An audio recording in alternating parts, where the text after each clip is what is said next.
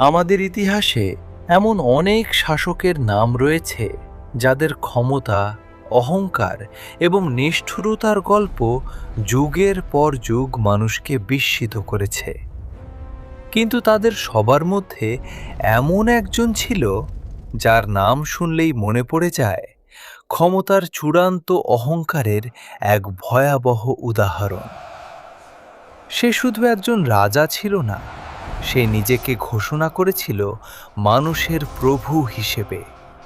তার সামনে হাজার হাজার সৈন্য মাথা নত করত।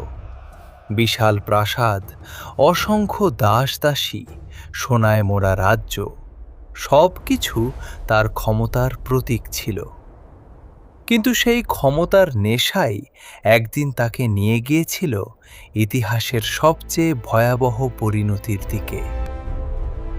আজকের এই পর্বে আমরা জানব সেই কুখ্যাত শাসক ফেরাউন সম্পর্কে।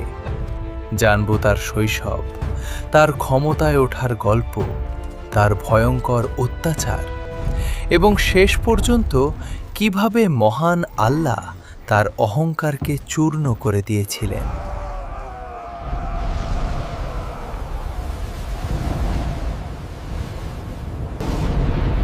ইসলামের ইতিহাসে আজকের এই রহস্যময় ও শিক্ষণীয় পর্বে আপনাকে স্বাগত। চলুন ইতিহাসের অন্ধকার অধ্যায়ের পর্দা একটু তুলে দেখা যাক। প্রথমেই একটি গুরুত্বপূর্ণ বিষয় জানা দরকার। ফেরাউন আসলে কোনো ব্যক্তির নাম নয়, এটি ছিল প্রাচীন মিশরের রাজাদের একটি উপাধি। যেমন আজকের দিনে আমরা বলি সম্রাট বা বাদশাহ। প্রাচীন মিশরের রাজারা নিজেদেরকে শুধু শাসক হিসেবে নয়, দেবতা বা ঈশ্বরের প্রতিনিধি হিসেবেও দাবি করত। তাদের সামনে কেউ মাথা উঁচু করে কথা বলার সাহস পেত না। ইসলামিক ইতিহাসে যে ফেরাউনের কথা সবচেয়ে বেশি বলা হয়েছে, সে ছিল সেই শাসক যার যুগে জন্ম হয়েছিল মহান নবী মুসা আলাইহিসসালামের। কোরআনে এই ফেরাউনের অত্যাচারের কথা বহুবার উল্লেখ করা হয়েছে। আল্লাহ তাআলা বলেন, সে ছিল এমন এক শাসক যে পৃথিবীতে সীমাহীন অহংকার করেছিল এবং মানুষকে বিভিন্ন দলে ভাগ করে তাদের উপর অত্যাচার চালাত। ফেরাউনের জন্ম হয়েছিল প্রাচীন মিশরের রাজপরিবারে।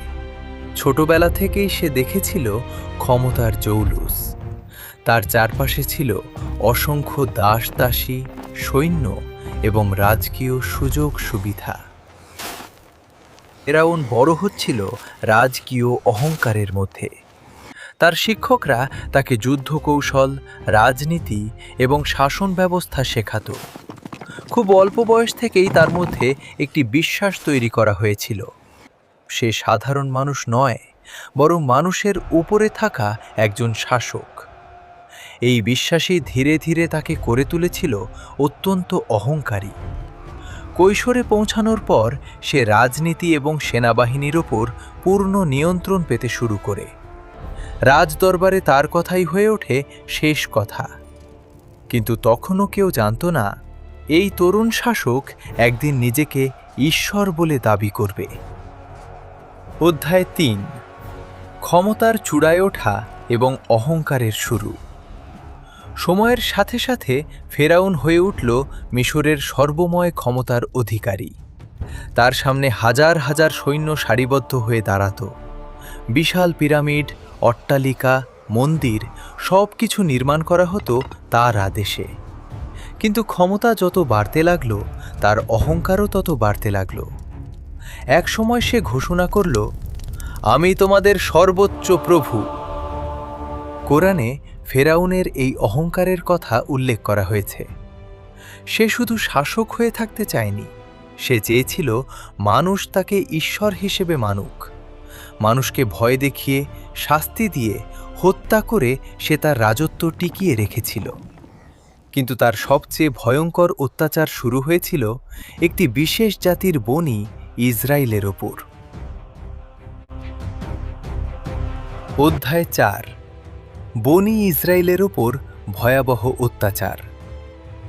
ফেরাউন দেখেছিল বনি ইসরায়েল জাতি ধীরে ধীরে শক্তিশালী হয়ে উঠছে। সে ভয় পেয়ে গেল, কোনো একদিন তারা তার ক্ষমতার জন্য হুমকি হয়ে দাঁড়াতে পারে। তাই সে এক নিষ্ঠুর সিদ্ধান্ত নিল। বনি ইসরায়েলদের ছেলে শিশুদের হত্যা করা হবে, আর মেয়েদের জীবিত রাখা হবে দাসী হিসেবে। ভাবুন একবার, প্রতিটি নতুন জন্ম নেওয়া শিশুর জন্য মায়ের মনে ভয়। সৈন্যরা ঘরে ঘরে ঢুকে নবজাতক ছেলেদের হত্যা করত। এই ভয়াবহ পরিস্থিতির মধ্যেই জন্ম নিয়েছিলেন মহান নবী মূসা আলাইহিসসালাম। আল্লাহর পরিকল্পনা ছিল সম্পূর্ণ ভিন্ন। যে শিশুকে হত্যা করার জন্য ফেরাউন এত চেষ্টা করেছিল, সেই শিশুই একদিন তার পতনের কারণ হবে। অধ্যায় ৫। মূসা আলাইহিসসালাম এবং ফেরাউনের মুখোমুখি সংঘর্ষ।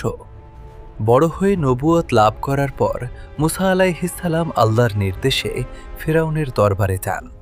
তিনি ফেরাউনকে বললেন, মানুষের ওপর অত্যাচার বন্ধ করো এবং এক আল্লাহর ইবাদত করো। কিন্তু ফেরাউন হেসে উঠল। সে নিজেকে ঈশ্বর দাবি করত। তার কাছে মূসা আলাইহিসসালামের এই কথা ছিল একেবারেই অগ্রহণযোগ্য। তখন আল্লাহ মূসা আলাইহিসসালামকে বহু মুজিজা বা অলৌকিক নিদর্শন দান করেন। লাঠি সাপে পরিণত হওয়া, হাত উজ্জ্বল হয়ে যাওয়া ইত্যাদি। কিন্তু এত কিছু দেখার পরও ফেরাউন তার অহংকার ত্যাগ করেনি, বরং সে ঘোষণা করল, মূসা একজন জাদুকর। অধ্যায় ৬। অহংকারের শেষ পরিণতি। শেষ পর্যন্ত যখন অত্যাচার সীমা ছাড়িয়ে গেল, তখন আল্লাহ মূসা আলাইহিসসালামকে নির্দেশ দিলেন বনি ইসরায়েলদের নিয়ে মিশর ছেড়ে চলে যেতে।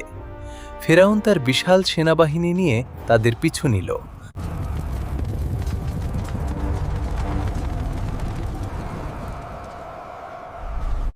তারা এসে পৌঁছালে সমুদ্রের ধারে। সামনে সমুদ্র, পেছনে ফেরাউনের সৈন্য। তখন আল্লাহর নির্দেশে মূসা আলাইহিসসালাম তার লাঠি দিয়ে সমুদ্রে আঘাত করলেন। হঠাৎ করে সমুদ্র দুই ভাগ হয়ে গেল। বনি ইসরায়েলরা নিরাপদে পার হয়ে গেল।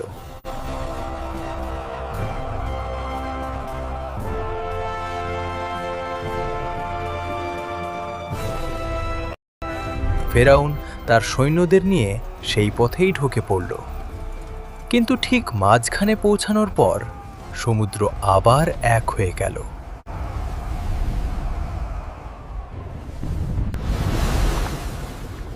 ফেরাউন এবং তার পুরো বাহিনী পানির নিচে ডুবে গেল।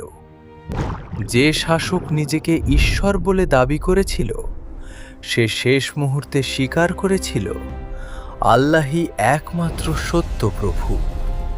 কিন্তু তখন আর সময় ছিল না। ফেরাউনের গল্প শুধু একটি ইতিহাস নয়, এটি অহংকারের বিরুদ্ধে একটি বড় সতর্কবার্তা। পৃথিবীর সবচেয়ে ক্ষমতাবান শাসকও যখন নিজেকে ঈশ্বর ভাবতে শুরু করে, তখন তার পতন অবশ্যম্ভাবী হয়ে যায়। বন্ধুরা, এই ইতিহাসটি আপনার কেমন লাগলো? কমেন্ট করে আমাদের জানান। ভিডিওটি ভালো লাগলে একটি লাইক দিন, বন্ধুদের সাথে শেয়ার করুন এবং ইসলামিক ইতিহাসের এমন অজানা গল্প জানতে চ্যানেলটি সাবস্ক্রাইব করে বেল আইকনে ক্লিক করে রাখুন। দেখা হবে আগামী পর্বে ইনশাআল্লাহ। আসসালামু আলাইকুম।